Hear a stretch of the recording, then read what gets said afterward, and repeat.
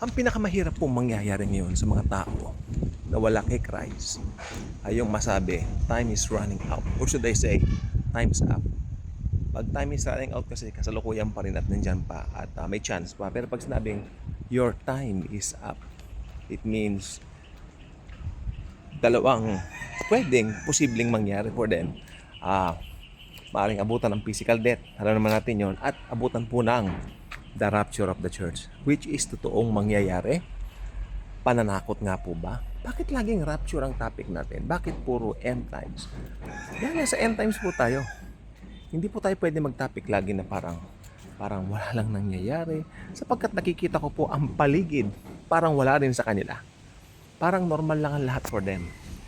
Kung umasta ang iba, parang walang afterlife. Parang di nilang sa lupang ibabaw na ini ang kanilang buhay, where ang concerns much more tungkol sa mga bagay ng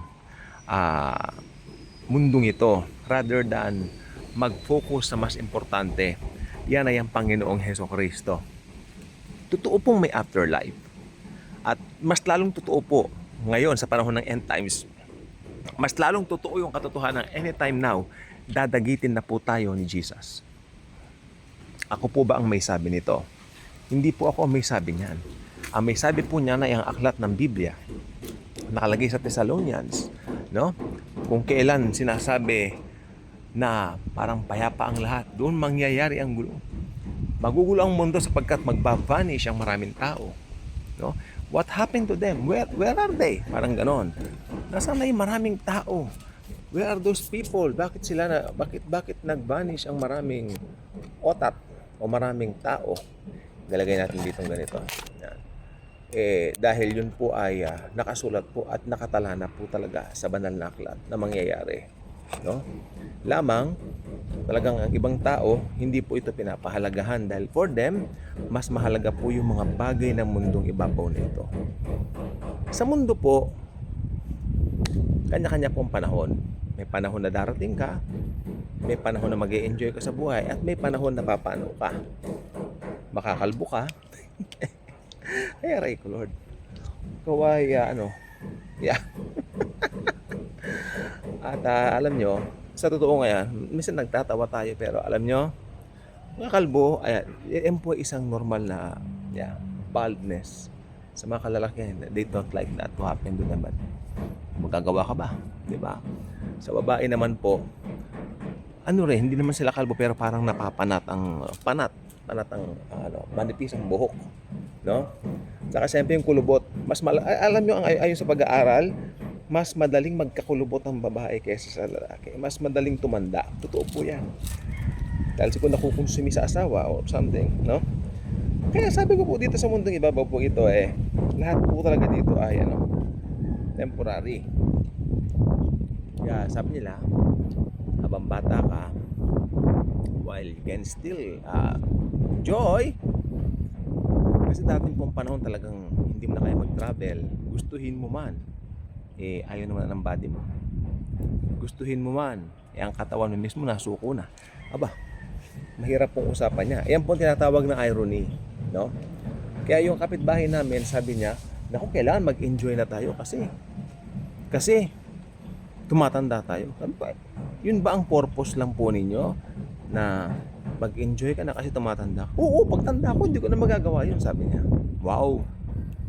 Pa ngayon ang parang hindi ko na pinasukan ng spiritual things kasi for how many times hindi po nakikinig.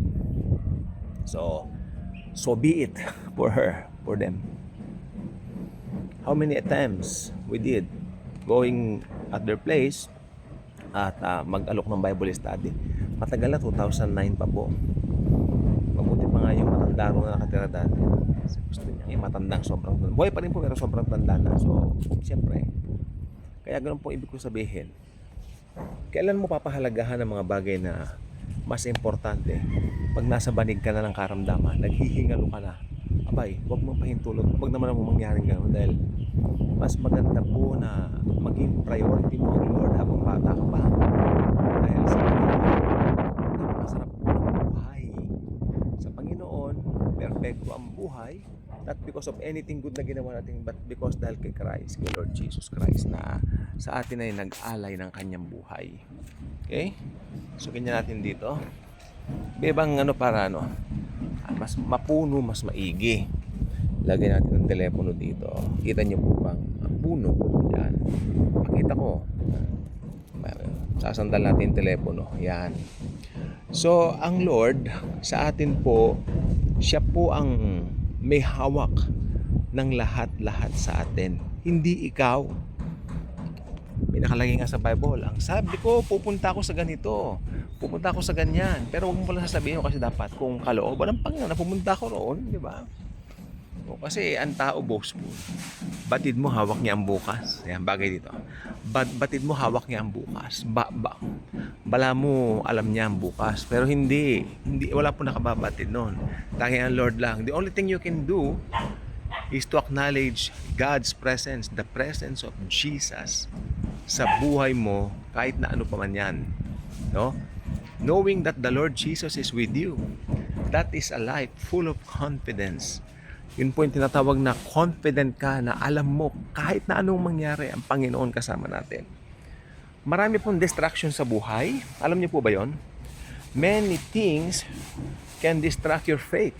May time, ako sa akin na lang po, may time na parang ang lakas-lakas ng faith ko. May time naman po na, parang, ano ba ito? Parang, hindi naman po mahina, pero parang minsan nagugulo ang isip ko na parang natatakot, gano'n, na parang nasasabi ko na parang, ay naku, yung mga fears mo from the past, yung mga, alam mo yung mga gano'n, torment, tinotorment tayo. Alam mo, the more na tinotorment ka, the more na maganda, kasi alam mo, na-target ka ng dyablo, alam ng dyablo na sa iyo si Kristo.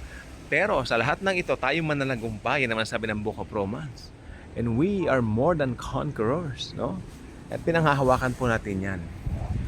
We are more than conquerors not because of the things we have done, but because of what Christ has done for us. Sobra. Walang kapara, walang kaparis, walang kapara. Ganda po ng hangin yan, ha? Kaya dito ako nag-vlog. Dito.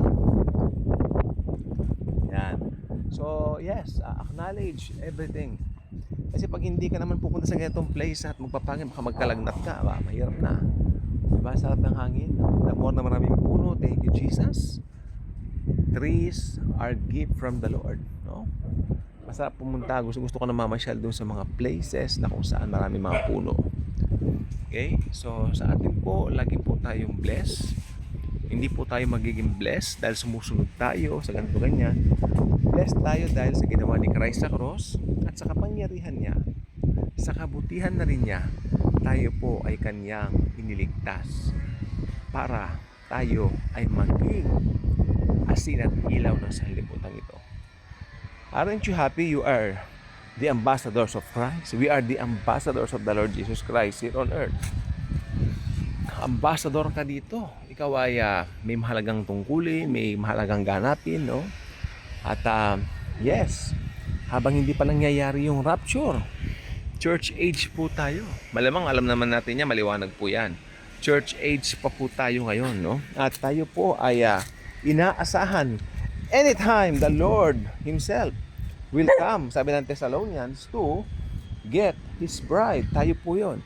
To get His church, to be with Him forever and ever. At habang hindi pa nangyayari yan, it's an opportunity. So every day is an opportunity to share the gospel. The gospel of grace sa mga tao na hindi pa nakakilala. Oportunidad para pakilala si Kristo at ginamit tayo para sa napakagandang tungkulin at gawain na ito na pinagkaloob ni Lord Jesus sa atin. Kaya kung hindi ka pa ka-good vibes, inaanyaan ko maging ka-good vibes ka na at maging happy, no? Laging happy, enjoying Jesus' grace and love sa bawat araw sa atin, no?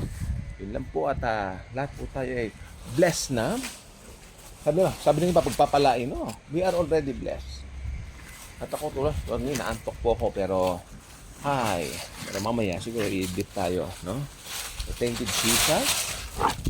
Thank you for your love. Sobrang pagmamahal, sobrang pag-ibig, walang katulad at walang makakatulad. Hallelujah. Thank you, Jesus.